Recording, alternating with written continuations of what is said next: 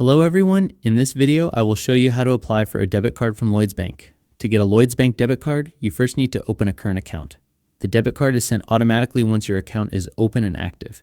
You can open a current account online using the Lloyds mobile app. If you are already a customer, you can also apply through online banking. Start by opening the app and selecting the option to open a new current account. You will be asked a few simple questions about how you plan to use the account.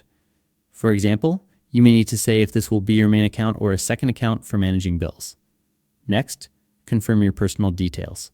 This includes your full name, home address, contact information, and details about your living situation, such as whether you rent or own your home. After that, provide your employment and income details. You will need to enter information about your salary, savings, and regular monthly expenses.